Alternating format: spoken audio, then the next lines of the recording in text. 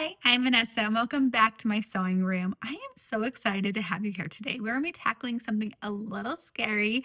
We're going to be talking about the slightly open to open loopy knit fabric. This is often referred to as sweater knit, and sometimes it can be a little difficult, but don't worry.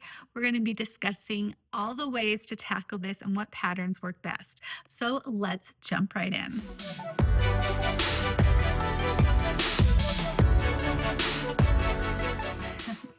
So we can't tackle sweater knits without making some beautiful cardigans, and that is exactly what we're going to do today.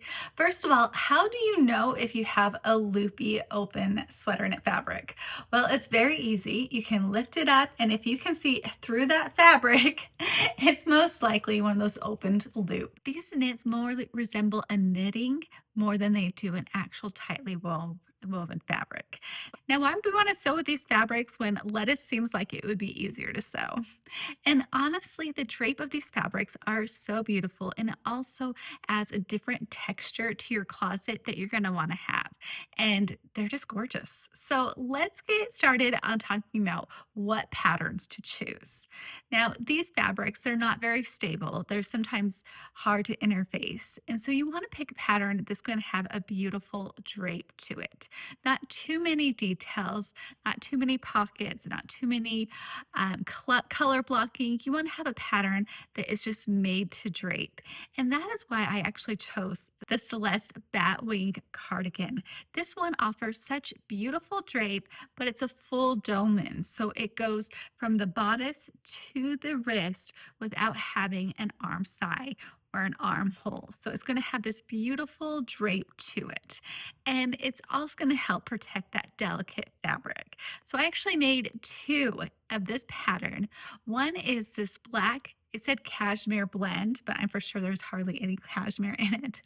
But blended sweater knit, as well as this boho striped, almost knitted fabric. So when you get to crochet, crochet is something only you can do, but machines can actually mimic the knit of knitting. So that's what's so exciting about some of these fabrics, is that it offers so many different varieties of texture that you're going to love it. So let's jump in. I'll show you how I sewed these two cardigans up. So let's take a look at this sweater knit. As you can see, it has a really great stretch. It's probably polyester spandex with maybe a tiny bit of cashmere. And as you can see the light between it, you can see the loops of this fabric. So this fabric is going to be perfect for this sweater. But first, I need to make sure that it's going to behave well with the serger. It's not going to have any ripples. So I always do a test on the corner. And because this fabric has a curve at the underarm, I want to make sure that the curve is going to be nice and straight. Now this pattern is actually really long with the sleeve attached to the bodice with this dolman style. And so don't let that scare you. I have my fabric on fold, and as you can see, I'm clipping it while I'm cutting, which seems like a really weird thing to do, but it's because I need to move my mat up and my pattern down in order to finish the sleeve.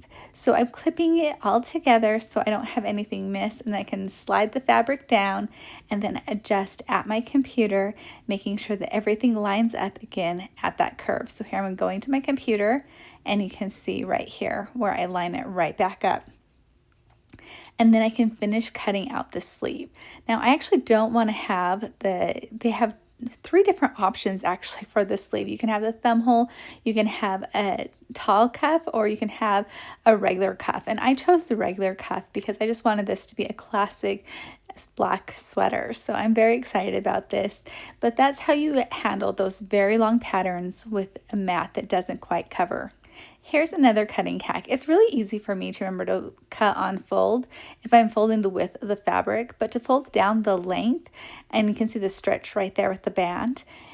You want to be able to cut both of those bands at the same time, or at least I do. And so if I fold down the fabric, I can get both those bands cut together. It's just really hard for me to remember to fold down the length sometimes because I'm so used to folding down the width. So if that's you, make sure that you can take that little hack. With my next fabric, you can see I've already serged that curve, and you can see the ripples. So I know I'm going to have to be making some adjustments to my serger, but you can see that beautiful knit pattern of it and how it's very see-through. So this is very much a loose loop knit fabric. And I'm going to be lining up this pattern with the stripes, so it did take me a little extra time to cut because I wanted everything to line up. I also wanted it hip length instead of mid thigh length, like my first sweater that I cut. And so this one actually fit on my cutting mat absolutely perfect. So I'm just cutting it like regular.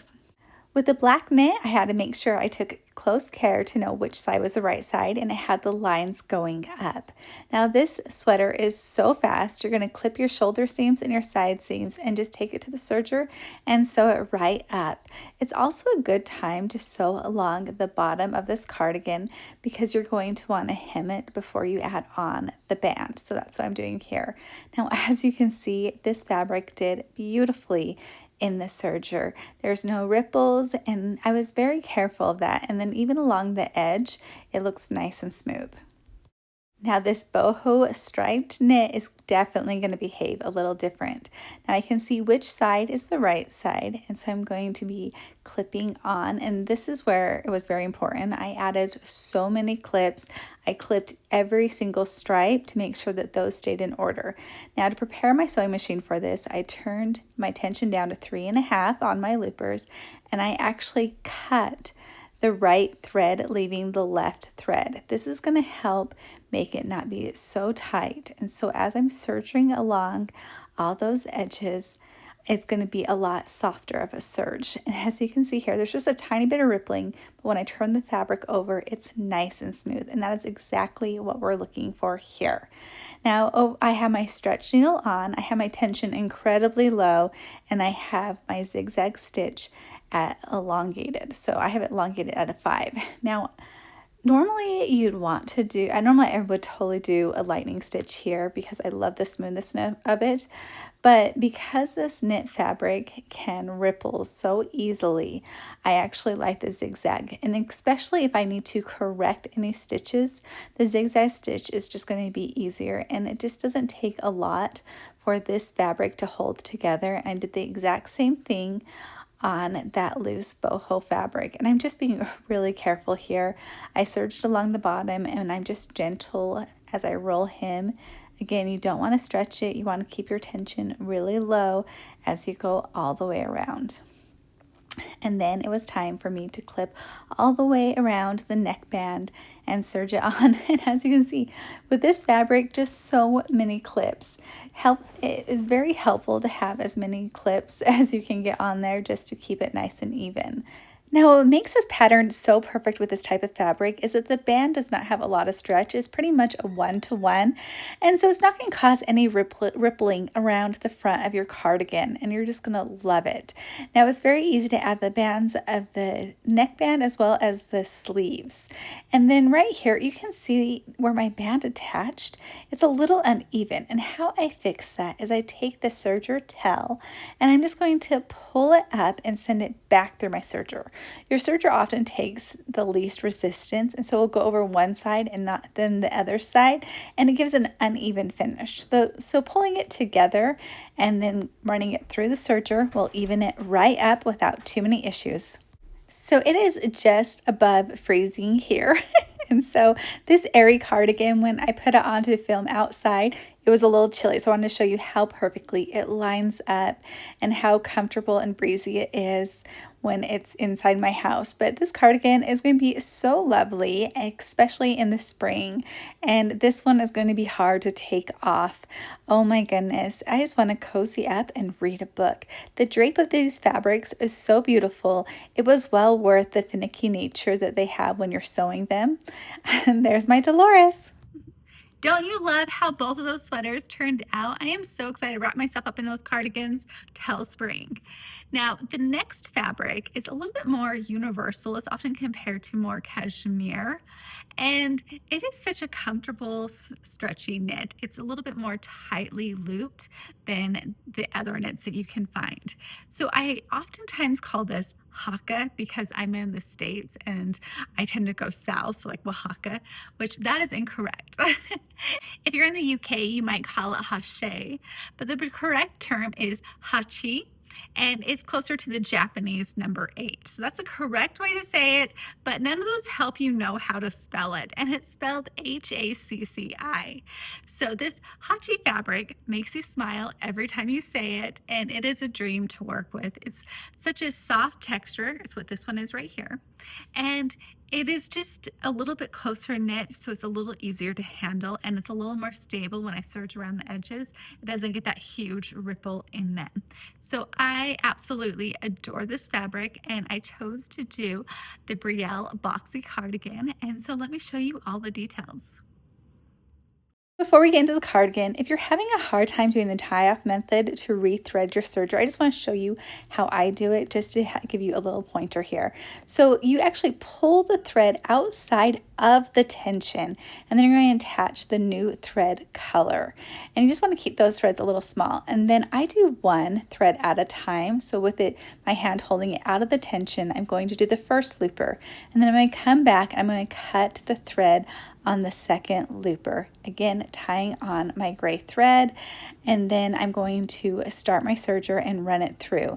Now once my thread shows up in my tail, then I can put it right back through the tension, and then I change the needle threads, and then I bring it back into the tail, and then after everything is nice and secure, it's time for me to vacuum and clean my sergers. Learning to tie off to rethread can save you thousands because air threaders are quite expensive. So I just want to show you that. Now with this Brielle, I wanted to do the relaxed bodice here, and it's a little bit more fitted, but the nice thing about this Brielle is it also has exposed seams, which gives it a little edgier look with this peony fabric. There's also different options for wider sleeves. Now what's so nice about this Hacci, as you can see, is it is just laying so flat with a single serge. So here are my exposed seams, which is really hard for me to remember that right sides go down. I did do a zigzag stitch because honestly, I have had to unpick quite a few times here. Now with these sweater knit fabrics, you always want to make sure you have a new stretch needle. You don't want to do a universal one, you definitely want it to be a stretch. And then I like to use the zigzag stitch instead of the lightning stitch because again, it's very easy to unpick.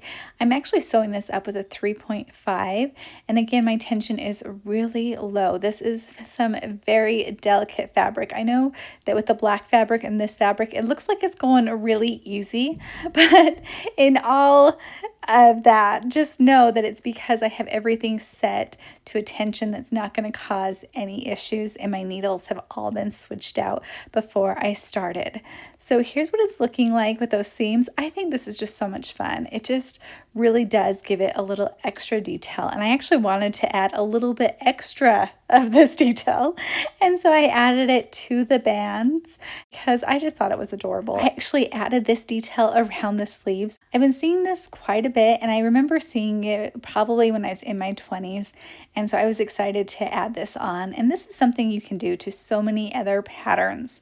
Now with this, I wanted to wear it as a shirt. I love having the cardigan shirts, and with this type of fabric, you can do the interfacing on it.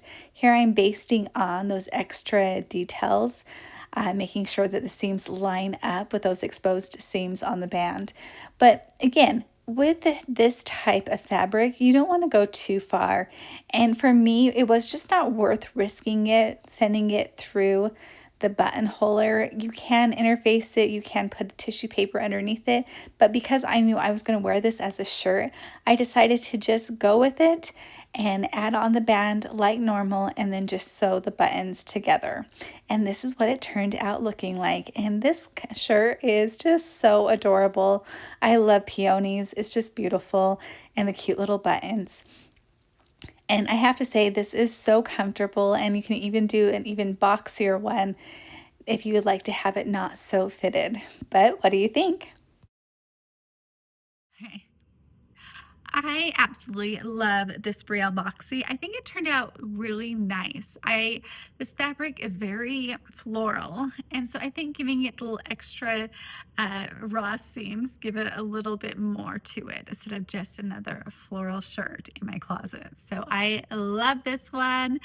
But as far as these loopy knit fabrics go, you got this.